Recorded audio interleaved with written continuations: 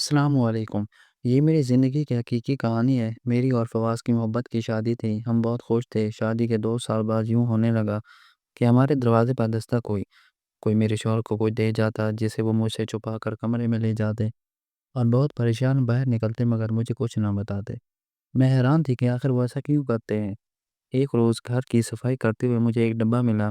جب میں نے اس کے اندر دیکھا تو میرے ہوش اڑ گئے، کیونکہ سچی کہانی، یہ کہانی حقیقت میں مبنی ہے اور جن خاتون کی حقیقی زندگی سے تعلق رکھتی ہے، میں انہی کی زبانی بیان کر رہی ہوں۔ کہانی شروع کرتے ہیں۔ میں ان دنوں 3rd ایئر میں تھی جب میرے لیے ابو کے ایک دوست کے بیٹے کا رشتہ آیا۔ دراصل فواد میرے بھائی کی شادی پہ اپنے والد کے ساتھ آئے تھے۔ اس نے وہاں مجھے دیکھ کر پسند کر لیا اور پھر اپنے والد سے رشتے کی بات کی۔ وہ ان دنوں انجینئرنگ کر رہے تھے اور یوں بھی اس کے والد سے میرے ابو کی اچھی سلام دعا تھی۔ میرے ابو نے بھی کوئی اعتراض نہ کیا اور رشتے کو قبول کر لیا۔ یوں ہماری منگنی کر دی گئی۔ منگنی کے بعد تو جیسے میں بھی اس سے محبت کرنے لگی تھی۔ ہم دونوں ایک دوسرے کے جذبات سے باخبر تھے، یوں کبھی کبھار ایک دوسرے سے رابطہ بھی کر لیتے تھے۔ وقت گزرتا رہا اور 6 سال تک ہماری منگنی رہی، مگر پھر حالات ایسے ہو گئے کہ ہمارے گھر والے شادی کے فرض سے عہدہ برا نہ ہو سکے۔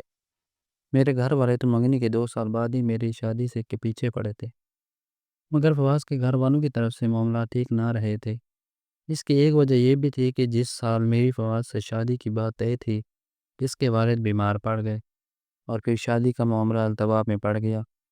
گردے ناکارہ ہونے کی وجہ سے ان کی بیماری لمبی ہوتی گئی اور تمام پیسہ ان کے علاج پر لگ گیا۔ اب ان کے بستر پر پڑے ہیں کہ سبب بزنس بھی ٹھپ ہو گیا۔ ان دنوں فواز انجینئرنگ کے آخری سال میں تھے۔ جب انہوں نے تعلیم مکمل کر لی تو ملازمت کی تلاش شروع کر دی تاکہ گھر کے مالی حالات کو سہارا دے سکیں، کیونکہ وہی سب سے بڑے تھے۔ یوں کچھ تگ و دو کے بعد انہیں ملازمت مل گئی۔ بتاتے چلوں کہ فواز کی والدہ سوتیلی تھی۔ ان کی سگی والدہ عرصہ دراز وفات پا چکی تھی۔ ان کے باقی بہن بھائی والد کی دوسری شادی میں سے تھے اور زیادہ بڑے نہیں تھے۔ گھر کے حالات اب کافی کٹھن ہو چکے تھے۔ صرف فواز کی تنخواہ پہ گزارا چل رہا تھا۔ ادھر میں محسوس کرتی تھی کہ فواز کی سوتیلی والدہ مجھ سے کچھ خار کھاتی ہے، جیسے میں ان کو پسند نہ ہوں۔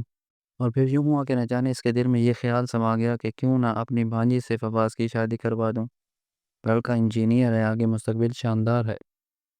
جب بھانجی بہو بن کر گھر میں آ جائے گی تو اس کی بھی 5ویں انگلیاں گھی میں رہیں گی، وہ میری خدمت بھی کرے گی۔ یوں اس خاتون نے اپنے شوہر کے کان کھانے شروع کر دیے کہ فواز کی شادی میری بھانجی سے کر دو۔ ادھر میرے والدین بھی منگنی کے بعد 6 سال سے انتظار کی اذیت سے سہ رہے تھے۔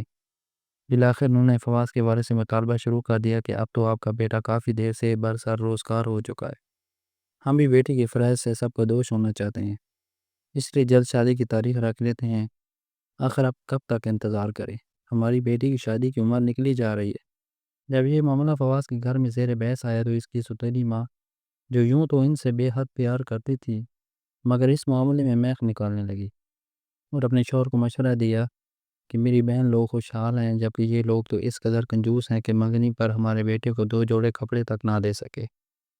ذرا ان سے پوچھو تو کہ اپنی بیٹی کو جہیز کیا دے رہے ہیں، دیکھنا کچھ نہیں دیں گے۔ یہ لوگ جیسے حالات میں اس وقت ہم گزر رہے ہیں، بلکہ ان کو تو چاہیے کہ جائیداد بھی وہی سے بیٹی کو حصہ دے دے تاکہ فواز علیحدہ گھر لے سکے۔ یوں جب شادی کے بعد مالی طور پر سدھر یہ جائیں گے تو ابتدا سے زندگی خوشگوار ہو جائے گی۔ تمہارا سارا سرمایہ تو علاج معالجہ پر صرف ہو گیا، اوپر سے یہ لوگ شادی کے پیچھے پڑے ہیں۔ اگر اتنا ہی بیٹی کا بیاہ کا چاؤ ہے تو بیٹی کو کوئی دے کر بھی بھیجیں، بس وہاں ان جیسوں لوگوں کو بیٹیوں کے لیے پیار ختم ہو جاتا ہے۔ اب ہمارے پاس بھی اتنے بھی پیسے نہیں ہیں کہ ہم فواز کی شادی ہی ڈھنگ اور طریقے سے کر سکیں۔ فواز کے والد نے اس کی بات پر کہا کہ لڑکی والے شریف لوگ ہیں، ہم اگر سادگی سے بھی شادی کریں گے تو مجھے یقین ہے کہ انہیں کوئی اعتراض نہ ہوگا۔ رہی جہیز یا جائیداد سے حصہ لینے کی بات تو یہ میں اسے نہیں کرنے دوں گا۔ ان لوگوں کی اپنی مرضی ہے، وہ اپنی بیٹی کم دیں یا زیادہ دیں یا نہ دیں۔ عبدالقادر میرا بہت اچھا دوست ہے، مجھے ہرگز یہ زیب نہیں دیتا کہ جس کی بیٹی کو 6 سال شادی کے لیے انتظار کرایا ہے، اب ان سے سودے بازی والی باتیں کروں۔ اس پر وہ کہنے لگی اگر تم نہیں کر سکتے تو ٹھیک ہے، میں خود کر لوں گی ان سے بات۔ دراصل وہ اپنی بھانجی کو بہو بنانے کا ٹھان چکی تھی کہ جو امیر گھر سے تھی، یوں ہوں وہ ہماری منگنی توڑنے کے در پہ ہو چکی تھی۔ اور اب بہانے بہانے سے ایسی شرطیں رکھنا چاہ رہی تھی کہ جس سے حالات بگڑ جائے اور میری امی ابو خود ہی مجبور ہو کر انکار کر دیں۔ پھر انہوں نے ایسا ہی کیا کہ الٹی سیدھی شرطیں بتا کر میرے ابو امی کو بدزن کر دیا۔ انہوں نے بھی یہ سن کر کہہ دیا کہ ہم اب فواز سے اپنی بیٹی کی شادی ہرگز نہیں کریں گے، آپ لوگ اس رشتہ کو ختم سمجھیے۔ آپ کو جہاں سے قیمتی جائیداد اور مال متاع ملتا ہے اس گھر سے کسی کو بہو بنا کر لے آئیں۔ کل کو راز حد کلک ہوا، مگر ان کی بیگم تو اپنی کامیابی پر پھول ہی نہ سماتی تھی۔ ہر کسی سے کہتی تھی کہ لڑکی والوں نے خود انکار کیا تھا۔ بلی کے بھاگوں چھینکا ٹوٹا تو خاتون کے میکے والے بغلیں بجانے لگے۔ ان سب کی مراد بر آئی تھی۔ فواد البتہ بہت دکھی تھے، وہ ماں باپ بھی سمجھاتے تھے، اور ادھر میری تو نہ پوچھیے کہ کیا حالت تھی، جیتی تھی اور نہ مرتی تھی۔ جس شخص کے ساتھ اتنے برسوں منگنی کے بندھن میں بندھی رہی، اس کے لیے اب دل میں محبت کا گہرا سمندر بن چکا تھا۔ میں دل کے اس خوبصورت رشتے کو بھلا کیسے بلا سکتی تھی؟ نہ تو والدین سے کچھ کہہ سکتی تھی اور نہ فواز یا اس کے والدین سے۔ ادھر فواز کی سوتیلی ماں نے اپنے شوہر کو کسی طرح منا لیا اور پھر اپنی بھانجی کو بہو بنا کر لانے کی تیاریاں کرنے میں مصروف ہو گئی۔ اب ہمارا انکل عبدالقادر کے گھرانے میں آنا جانا اور ناطہ ختم ہو چکا تھا۔ کچھ پتہ نہ تھا کہ وہاں کیا ہو رہا ہے۔ میرے والد صاحب نے تو غصے اور بے عزتی میں وہ شہر ہی چھوڑ دیا، دوسرے شہر میں گھر خرید کر شفٹ ہو گئے۔ ظاہر سی بات ہے کہ اب ہماری بھی بے عزتی تھی کہ 6 سال منگنی رہی تھی، اب یہاں کہیں بھی رشتہ جوڑتے تو لوگ 100 طرح کے سوال کرتے کہ آخر اپنے عرصے کے بعد لڑکی کی منگنی کیوں ٹوٹ گئی اور کیا وجہ بنی۔ دوسرا شاید میرے والد کو یہ بھی خدشہ تھا کہ فواز اور میں کہیں آپس میں ایک دوسرے سے ناطہ نہ رکھیں، جس سے ان کی خاندان بھر میں مزید سبکی ہو جائے۔ 1 سال تک مجھے فواز کی کوئی خیر خبر نہ ملی اور نہ ہی میرے بارے کچھ پتہ چلا۔ اس دوران میرے والدین نے میرے کئی رشتے دیکھے، کچھ میں مسئلے مسائل آ گئے اور باقی میں نے خود منع کر دیے۔ میرا اب دل ہی نہیں چاہتا تھا کسی اور سے شادی پر۔ دل و ذہن میں جیسے فواز ہی بس کر رہ گیا تھا۔ اتفاق سے ایک روز جب میں اپنی ایک سہیلی سے ملنے اس کے گھر گئی، مگر یہ دیکھ کر حیران رہ گئی کہ وہاں فواز ان کی بیٹھک میں موجود تھا۔ میں نے عائشہ سے پوچھا کہ یہ یہاں کیسے، کیا کوئی رشتہ دار ہے؟ تبھی اس نے بتایا کہ یہ میرے بھائی کا کولیگ ہے، 2 ماہ پہلے ہی میرے بھائی نے اس کمپنی میں جاب شروع کی ہے، ان سے کسی کام کے سلسلے میں ملنے آیا ہے۔ ہم تو جیسے پہلے ہی ایک دوسرے کی دید کو ترس رہے تھے۔ میں اب دل کے ہاتھوں مجبور ہو کر کافی دیر وہاں رکی رہی، اور دوسری طرف فواز کا بھی کچھ ایسا ہی حال تھا۔ پھر اس نے موقع ملتے ہی مجھے اپنے فون نمبر لکھ کر دیا اور کہا مجھے فون کرنا۔ اس روز میں خوشی خوشی گھر آئی، گھر آ کر جب موقع ملا اسے فون کیا، وہ بھی جیسے میرے ہی فون کا منتظر تھا۔ ہم نے ڈھیروں باتیں کی، اپنے اپنے دلوں کو ایک دوسرے کے سامنے کھول کر رکھ دیا۔ اس نے بتایا کہ اس کا بھی میرے علاوہ کسی سے شادی کرنے کو دل ہی نہیں چاہا، شاید اس لیے کہ میرا ساتھ تمہارے ساتھ ہی لکھا گیا تھا۔ پھر اس کے بعد یہ ہمارا معمول بن گیا کہ جب میرے گھر والے سو جاتے ہم رات گئے ٹیلی فون پر باتیں کرتے، ہمارے پرانے داد جیسے جاگ اٹھے تھے۔ انہی دنوں میرے لیے ایک بہت اچھے گھر کا رشتہ آیا۔ میرے والدین بہت خوش تھے اور وہ اس رشتے کو کسی صورت گنوانا نہیں چاہتے تھے، مگر میں کیسے مانتی؟ البتہ میں نے انہیں فواز سے رابطے کے بارے نہیں بتایا تھا۔ وہ مسلسل مجھ پر دباؤ ڈال رہے تھے کہ میں شادی پر رضامند ہو جاؤں۔ یہ بات جب میں نے فواز کو بتائی تو وہ بے چین ہو گئے، پھر بزید ہوئے کہ ہم کورٹ میرج کر لیں گے، کیونکہ جو کچھ ہماری فیملیز کے درمیان ہو چکا ہے اب بھی نہ تو میرے گھر والے مانیں گے اور نہ تمہارے، یوں ہمیں اس چکی میں پس کر عمر بھر جدا رہنا پڑے گا۔ یہ سن کر بھی میں پریشان ہو گئی۔ میں نے کہا فواز ایسا بھی نہیں ہو سکتا، میرے والدین پر تو قیامت گزر جائے گی، جبکہ ان کا کوئی قصور بھی نہیں ہے۔ اس پر اس نے جواب دیا کہ میرا اور تمہارا بھی تو کوئی قصور نہیں ہے، دیکھو میں تمہیں کسی صورت کھونا نہیں چاہتا، ہمارا اٹھایا گیا ایک قدم ہمیں ہمیشہ کے لیے ایک ساتھ کر دے گا، اور نہ اٹھایا گیا قدم ہمیشہ کے لیے جدا۔ میں تو تمہارے علاوہ کسی کو یہ جگہ نہیں دے پاؤں گا۔ بتاؤ کیا تم کر پاؤ گی میرے علاوہ کسی اور سے شادی؟ تم پڑھی لکھی ہو، اب وہ پرانا زمانہ نہیں ہے۔ جب ہم شادی کر لیں گے تو کچھ عرصہ ضرور ہمارے والدین خفا رہیں گے، بالآخر وہ مان ہی جائیں گے۔ میں نے بہت سے ایسے کیس دیکھے ہیں، اگر تم نے بے وقوفوں کی طرح گونگی گائے بن کر بے مرضی کے سر ہلا دیا تو یاد رکھنا نہ عمر بھر میرے بغیر تمہیں چین ملے گا اور نہ ہی میں جی پاؤں گا۔ ذرا ہمت سے کام لو، میں تم سے کوئی چیز، کوئی مادی فائدہ نہیں مانگ رہا، میں تو صرف تم سے ہی تم کو مانگ رہا ہوں۔ اس نے مجھے کافی سمجھایا اور بالآخر قائل کر لیا۔ میں اس کے ساتھ کورٹ میرج پر تیار ہو گئی۔ اس طرح ہم دونوں نے ایک روز اپنے اپنے والدین سے چھپ کر اور ان کی مرضی کے بغیر نکاح کر لیا۔ نکاح کے بعد میں نے اپنی والدہ کو فون پر اطلاع کی کہ میں نے فواز سے نکاح کر لیا ہے۔ یہ سن کر وہ مجھے لان تان کرنے لگی۔ ان کا بڑا حال تھا، دکھ تو ہوا، لیکن اب کیا کر سکتی تھی؟ اپنے دل کے ہاتھوں مجبور تھی۔ میں والدین کے گھر جانے کے بجائے فواز کے ساتھ ان کے دوست کے گھر چلی گئی۔ 3 دن کے اندر اندر فواز نے کرائے کا مکان ڈھونڈ لیا اور ہم اس میں ساری دنیا سے الگ تھلگ سکون سے رہنے لگے۔ وہ فی الحال صبح ناشتہ کر کے آفس چلے جاتے، 3 بجے واپس آتے، پھر رات 8 بجے تک میرے ساتھ رہتے اور رات کا کھانا کھا کر اپنے والدین کے گھر چلے جاتے۔ ان کا کہنا تھا کہ ابھی ان کے والدین کو اس نکاح کی خبر نہیں ہونی چاہیے، ورنہ وہ یہاں پہنچ جائیں گے اور ہمیں جدا کرنے کے در پہ ہو جائیں گے۔ میں ان کے ہر کہے پر عمل کرتی تھی تاکہ ہماری اس ناہموار سی زندگی اور زیادہ پیچیدگیاں پیدا نہ، کیونکہ جب معاملہ نیا نیا ہوتا ہے تو دشمنی اور مخالفت کی شدت بھی زیادہ ہوتی ہے۔ میں ہر رات شوہر کے بغیر اتنا تنہا گزارتی، پھر بھی خوش تھی کہ جس کو چاہ وہی میرا جیون ساتھی ہے۔ مجھے ان پر اور ان کو مجھ پر بھروسہ تھا، تبھی میں نے بھی حالات سے سمجھوتا کرنے کی ٹھان لی۔ وہ مجھے بے حد چاہتے اور خیال رکھتے تھے۔ ہمارے نکاح کے 5 ماہ بعد ان کو سعودی عرب میں بہت اچھی تنخواہ پر ملازمت مل گئی۔ وہاں جانے سے پہلے انہوں نے میرے والدین سے بھی معافی طلبی کی۔ ان سے کہا کہ ہم نے غلطی تو بہت بڑی کی تھی، لیکن ہم بھی مجبور ہو گئے تھے، لیکن میرا آپ سے ہمیشہ کا وعدہ ہے کہ آپ کی بیٹی کو ہمیشہ خوش رکھوں گا۔ وہ مجھے ان کے پاس چھوڑ کر چلے گئے۔ ظاہر سی بات، میں پیچھے اکیلے کیسے رہ سکتی تھی؟ انہوں نے مجھ سے وہ وعدہ کیا کہ وہاں سٹیل سیٹل ہوتے ہی تمہیں جلد بلوا لوں گا۔ ماں آخر ماں ہوتی ہے۔ والد صاحب کی مخالفت کے باوجود امی نے مجھے گھر میں رکھنا قبول کر لیا۔ البتہ ابو مجھ سے ناراض ہی رہتے تھے۔ 5 ماہ بعد فواز نے مجھے اپنے پاس بلوا لیا۔ ہم بے حد خوش تھی۔ وہاں جا کر میں نے اپنی محبت، آرام، سکون، سکھ، چین گاہ جیسے سب کچھ پا لیا تھا۔ ہم دونوں میاں بیوی بہت خوش و خرم کی زندگی گزار رہے تھے۔ وقت گزرتا رہا اور ہم خوشیوں بھرے دن گزارتے ہیں۔ پھر ایک روز یوں ہوا کہ میں کچن میں کھانا بنا رہی تھی کہ دروازے پر دستک ہوئی۔ فواد اس وقت گھر میں ہی موجود تھے۔ انہوں نے دروازہ کھولا اور پھر ہاتھ میں کچھ لفافہ سا پکڑے کمرے میں چلی گئے، مگر جب وہ باہر آئے تو ان کا رنگ بدلا ہوا تھا۔ میں نے ان سے پوچھا تو وہ بات ٹال گئے اور کہنے لگے بہت بھوک لگ رہی ہے، کھانا لا دو۔ میں نے بھی پھر زیادہ توجہ نہ دی۔ ایک روز پھر جب چھٹی کا دن تھا اور ہم کہیں باہر جانے کی تیاری کر رہے تھے، میں جانے سے پہلے دوسرے کمرے میں موجود چیزیں سمیٹ رہی تھی کہ اچانک دروازے پر دستک ہوئی۔ فواد دروازہ کھولنے گئے اور پھر چند لمحوں بعد ہی میں نے انہیں کمرے میں جاتے دیکھ۔ میں کمرے کی کھڑکی سے انہیں دیکھ رہی تھی۔ وہ ہاتھ میں کچھ لفافہ پکڑے اسے چھپانے کی کوشش کرتے ہوئے جا رہے تھے۔ جب میں نے پوچھا کہ کون تھا، اور لیا دینے آیا تھا، انہوں نے مجھے یہی بتایا کہ میرے آفس سے تھا، میرے نئے پروجیکٹ کے سلسلے میں لیٹر سائن کروانے آیا تھا۔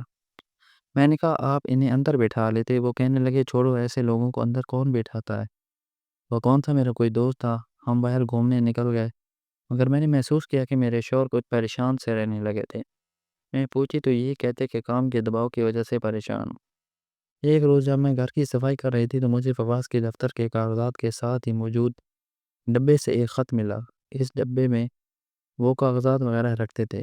اس میں میرے وہ خطوط بھی موجود تھے جو میں پاکستان تھی وہاں سے فواز کو لکھا کرتی تھی۔ یوں وہ بھی مجھے اپنے روز کا حوالہ تفصیل سے رقم کر کے بھیجا کرتے تھے۔ میں نے وہ ڈبہ باہر نکالا اور اسے بستر پر لے جا کر الٹ دیا۔ اس میں باقی سارے خطوط تو میرے ساتھ تھے، مگر ایک اجنبی لفافہ دیکھ کر میں اسے کھول کر پڑھنے لگی۔ یہ تحریر میری نہ تھی۔ خط پڑھ کر مجھے دھچکا لگا کہ یہ کسی خاتون کی جانب سے لکھا گیا تھا اور اس نے اپنا نام طیبہ لکھا تھا۔ خط میں لکھا گیا تھا میرا سرتاج۔ آگے جب میں نے پورا خط پڑھا تو میرا سر چکرا کر رہ گیا۔ اتفاق سے اس وقت وہ گھر آ گئے۔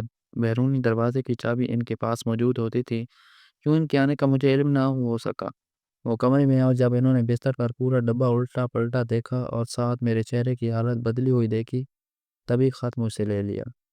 پھر اس میں سے چند حروف ہی پڑھ کر کہنے لگے یہ میرے دوست کا خط ہے جو اس کی بیوی نے اسے پاکستان سے لکھا تھا، لیکن میں وقت پر اس تک پہنچا نہیں سکا۔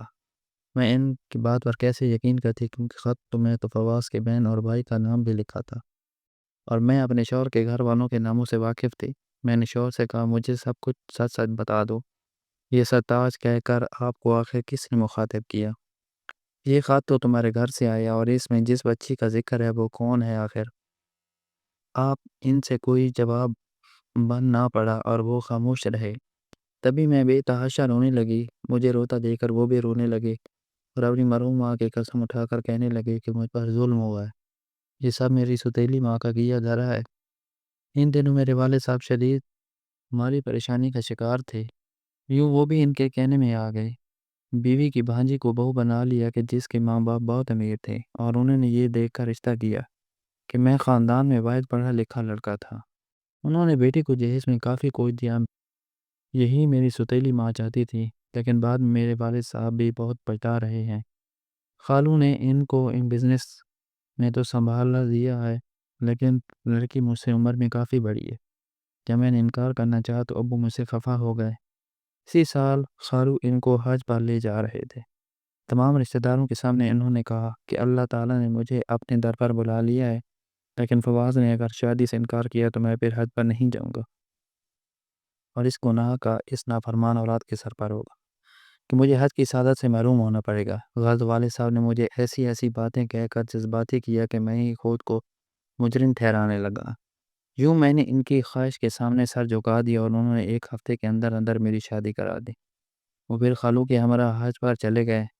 طیبہ سے میں نے صرف اپنے باپ کو خوش کرنے کے لیے شادی کی تھی، لیکن وہ مجھے پسند کبھی نہیں تھی، بلکہ مجھے اس سے بالکل محبت نہیں تھی۔ میں نے تم سے یہ سب اس لیے چھپایا کہ اگر میں تمہیں بتاتا تو تم کبھی راضی نہ ہوتے، اور میں تمہیں کسی صورت کھونا نہیں چاہتا تھا۔ دیکھو، شادی تو خوشی کا نام ہے، میں اس سے نبھا تو نہیں پا رہا تھا، مگر بادل نخستہ نہ رہنا پڑا۔ وہ اور بھی نہ جانے کیا کیا کہتے رہے، مگر میں خاموشی سے سنتی رہی۔ البتہ میرے دل و دماغ پر ایسا اثر ہوا کہ میں بیمار پڑ گئی۔ خدا کی کرنی ان دنوں میرے پاؤں بھی بھاری ہو گیا تھا، لیکن اب مجھے جیسے اس بات کی بھی کوئی خوشی نہ تھی۔ میرے اعتماد کو بری طرح ٹھیس پہنچ چکی تھی۔ میرے تو سکون ہی لوٹ چکا تھا۔ میں نے بھی اپنے والدین کو کتنی تکلیف دے کر اس شخص سے شادی کی تھی، مگر وہ مجھے ہی دھوکہ دیتا رہا۔ اب وہ جتنا میرا خیال رکھتے، جس قدر مجھ سے پیار جتلاتے، میں اتنی ہی ہر چیز سے بیزار ہو جاتی۔ سارا دن گھر میں روتی رہتی یا ان سے لڑتی جھگڑتی کہ تم نے مجھے دھوکہ دیا ہے، مجھ سے نکاح ہی کیوں کیا، کہ جب پہلے ہی شادی کر چکے تھے، شادی کر کے بھی نہ بتایا اور ایک بچی کے باپ بھی بن گئے۔ بس میری حالت عجیب تھی۔ اب مجھے ان کی کسی بات پر اعتبار نہ رہا تھا، اور جس قدر مجھے یقین دلانا چاہتے میرا دل ان سے اوبر ہوتا جاتا۔ میں نے ایک بچی کو جنم دیا، تاہم میری صحت کافی گرتی گئی۔ کئی ڈاکٹروں کو دکھایا، مگر افاقہ نہ ہوا۔ ان دونوں، ایک تو بچی میں سنبھال نہ پاتی، دوسرا میں خود کی صحت کی وجہ سے کافی پریشان تھی۔ ہم ہر جمعہ کو حرم شریف جاتے، وہاں جا کر مجھے کافی سکون ملتا۔ فواد مجھ سے کہتے تھے کہ تم حرم شریف میں مجھ سے جو چاہو قسم لے لو، وہاں تو میں جھوٹ سے کام نہ لوں، مگر میں نے ایسا کچھ نہ کہا۔ میں نے ان سے یہ وعدہ ضرور لیا کہ وہ اب کبھی پہلی بیوی سے نہیں ملیں گے، جسے انہوں نے قبول بھی کر لیا۔ میں نے ان کی طرف سے سوتن کو ایک خط بھی لکھوا دیا۔ میں ان سے بے انتہا محبت کرتی تھی۔ ایک رات جب میں عمرے سے واپس آئی تو رات کو طبیعت خراب ہو گئی۔ بچی الگ سے رو کر ہلکان تھی۔ فواز نے کسی طرح سے سنبھالا، مگر میرے آنسو نہ تھمتے تھے۔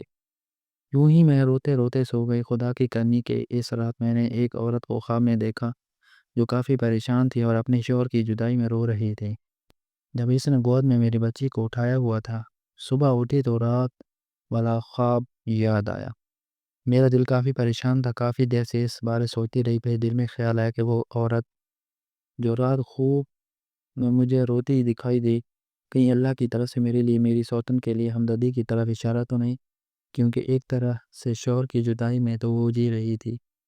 وہ بھی تو آخر فواز کی بیوی تھی اور اس کی بیٹی کی ماں بھی تھی۔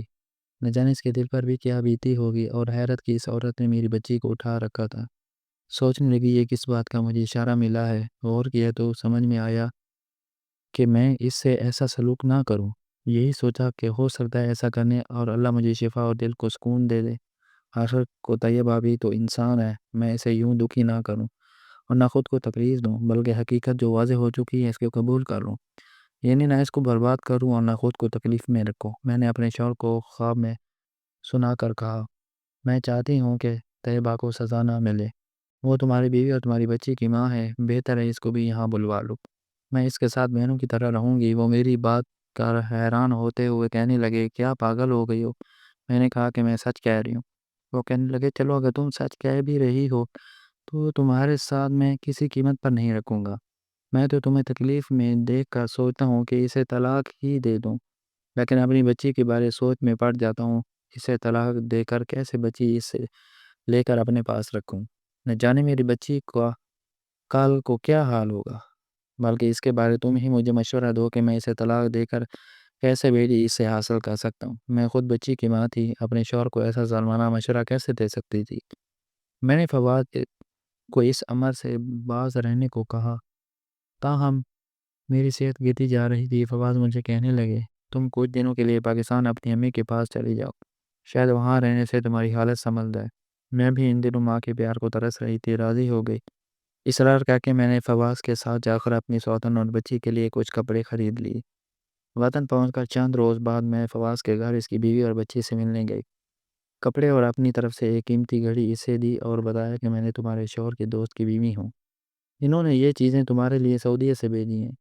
وہ عورت کافی بااخلاق اور شکل و صورت سے بھی اچھی تھی، مگر کافی آزادہ نظر آتی تھی۔ میں نے باتوں باتوں میں پوچھا کہ تم شوہر سے جدا یہاں کیسے رہتی ہو؟ وہ آگے سے خاموش رہی۔ میں نے کچھ دیر ہمدردی اور محبت سے باتیں کی تو اس نے اپنے دل کا حال مجھے بتا دیا کہ میری شادی میری والدہ نے فواز کروا دی، جبکہ میں اپنے چچا ساتھ کو پسند کرتی تھی۔ یہ کوئی انوکھی بات نہ تھی، سبھی لڑکیاں شادی سے پہلے کسی کو اپنا آئیڈیل بنا لیا کرتی تھیں، مگر اس کا مطلب بات فطرت یا بات چلنی نہیں ہوتا۔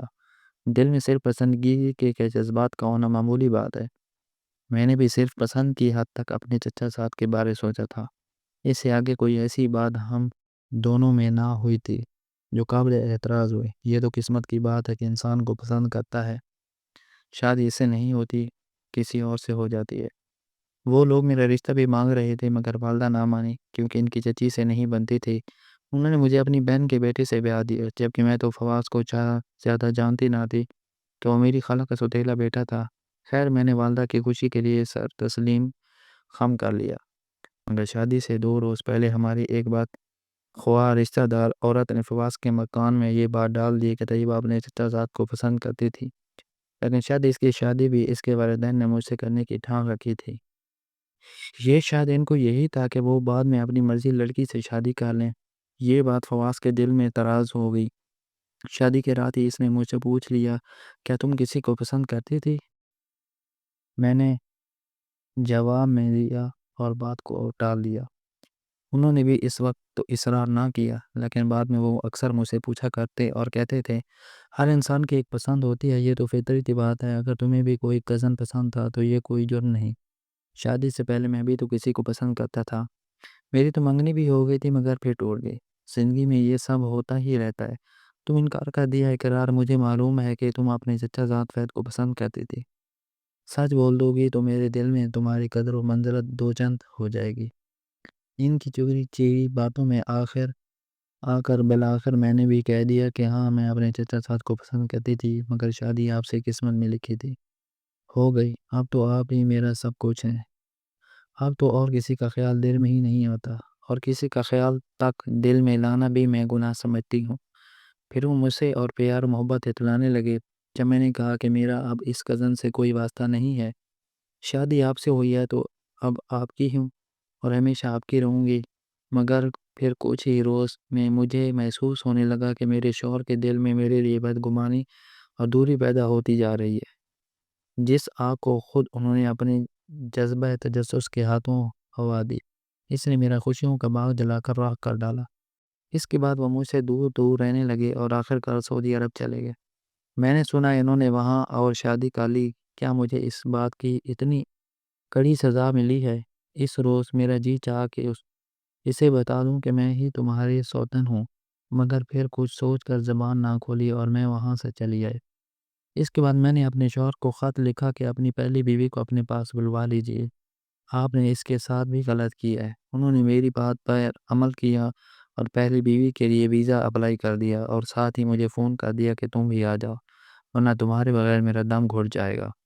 میں نے کہا ابھی کچھ دن مجھے یہیں رہنے دو، والے تو ابھی تک ناراض لگتے ہیں، ان کا غصہ مٹ جانے دو، میں تو آ ہی جاؤں گی۔ عورت کی بھی عجیب فطرت ہے، سب کچھ برداشت کر سکتی ہے، حتیٰ کہ پیار کرنے والے شوہر کی جدائی بھی، لیکن محبت کا بٹوارا اور سوتن کا دکھ نہیں سہ سکتی۔ محبت کے معاملے میں میرا دل اتنا بڑا نہیں تھا۔ جب شوہر کے پاس گئی تو محسوس ہوا کہ میری خوشیاں اب بڑھ چکی تھیں۔ یہ میری کم عقلی تھی یا میرے اندر بڑا پان دکھانے کا شوق تھا کہ میں نے کچھ اصولوں کی خاطر اپنی محبت، اپنے محبوب شوہر اور گھر کی خوشیوں کو برباد کر دیا۔ وہ جذباتی عمر تھی، مگر آج افسوس ہوتا ہے کہ میں نے ان کو چھوڑ کر کیا پایا۔ ایک پچھتاوا، ایک طویل اذیت۔ جو خوشیاں میری تھی اس میں اب کوئی اور برابر شریک تھا۔ دور کی بات اور تھی، مگر اب یہ قریب ہونے کے باوجود شرکت داری مجھ سے برداشت نہ ہوتی تھی۔ اف، میں بھی کتنی ناداں تھی۔ آج میری جھولی میں سوائے تاسف کے کچھ نہیں۔ طیبہ کی قسمت میں ایک بھرپور ازدواجی زندگی تھی، اس کا میکا مضبوط تھا، جبکہ میں تو سب کچھ کھو چکی تھی۔ مزید دلچسپ کہانیوں کے لیے چینل کو سبسکرائب کریں۔ اللہ حافظ۔